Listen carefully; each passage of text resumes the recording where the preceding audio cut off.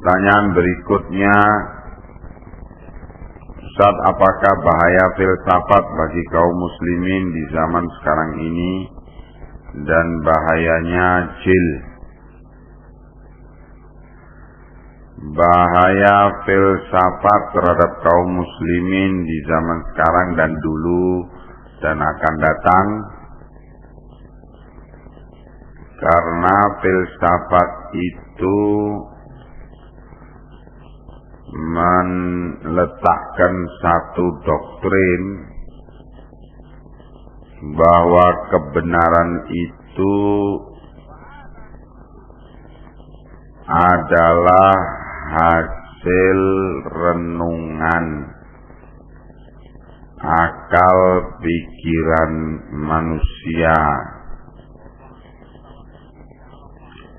Maka apa yang diyakini oleh renungan pikiran manusia bahwa itu adalah benar, berarti itu benar. Apa yang tidak masuk akal sebagai suatu kebenaran, maka itu bukanlah kebenaran. Cara pandang yang demikian ini sangat bertentangan dengan Islam. Kalau Islam menyatakan al-haqqu mir rabbika fala takunanna minal mumtarin, kebenaran itu datang dari Tuhanmu, maka janganlah kamu termasuk golongan orang-orang yang ragu. Jadi kalau Islam menyatakan kebenaran itu datangnya dari Allah, bukan dari pikiran. Kalau sesuatu itu telah dipastikan secara ilmiah bahwa itu datang dari Allah, maka pastilah itu kebenaran walaupun tidak masuk akal. Dari sisi ini saja sudah sangat bertentangan antara filsafat dengan Islam.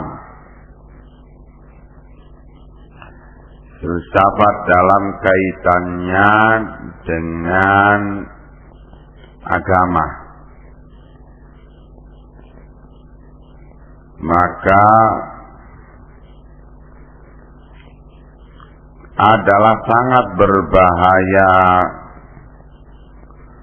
bila akal dijadikan sebagai tolok ukur kebenaran, sehingga dijadikan hakim tertinggi untuk menghakimi agama, untuk menghakimi Al-Quran, untuk menghakimi As-Sunnah. Dan ini adalah sumber kekafiran ketika orang menjadikan akal sebagai tolok ukur kebenaran. Adapun jaringan apa yang dinamakan atau menamakan dirinya jaringan Islam liberal, mereka mengikuti filsafat empirisme, di mana empirisme ini salah satu aliran filsafat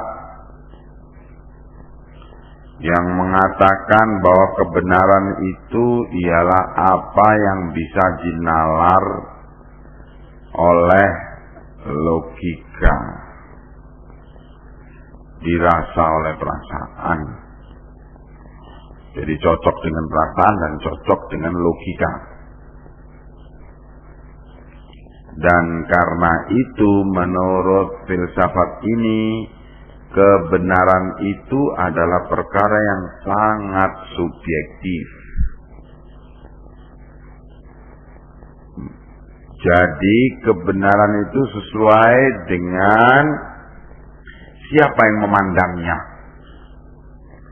Bisa jadi satu masalah itu benar dan bisa jadi masalah yang sama itu salah. Menurut seseorang benar, menurut yang lainnya salah. Jadi di dunia ini tidak ada kebenaran yang hakiki. Kebenaran itu nisbi sifatnya, tergantung pada siapa yang memandangnya. Sehingga tidak ada satu pihak pun yang berhak mengklaim bahwa apa yang diyakininya itu adalah benar. Kata filsafat ini, termasuk Islam tidak berhak, umat Islam tidak berhak untuk menyatakan bahwa agama Islam itu adalah kebenaran. Jadi kebenaran itu bisa pada siapa saja dan pada agama apa saja dan pada masa kapan saja. Sehingga menurut pemikiran Jil ini, Al-Quran itu adalah kitab filsafat. Kebenaran yang ada padanya juga nisbi, tidak mutlak. Jadi Al-Quran bisa benar, bisa salah, sesuai dengan siapa yang memandangnya. Nabi Muhammad SAW itu cuma tokoh sejarah, kata mereka.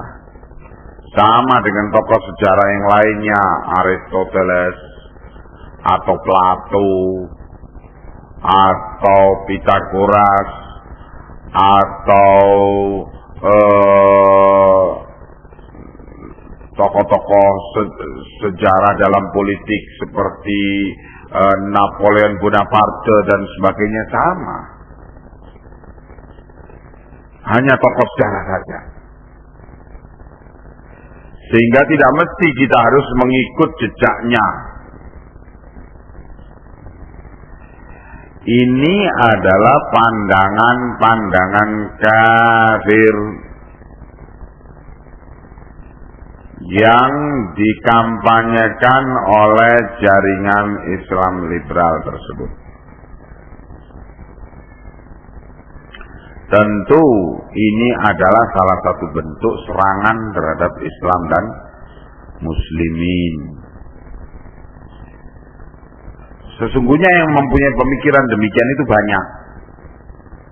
Tapi khusus tentang Jil ini, karena dibiayai dan didukung pendanaan yang luar biasa besar dan kampanye mass media yang demikian besar, sehingga banyak mempengaruhi kalangan kaum muslimin.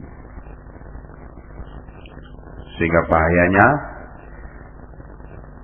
begitu besar untuk menyeret kaum muslimin menjadi kafir.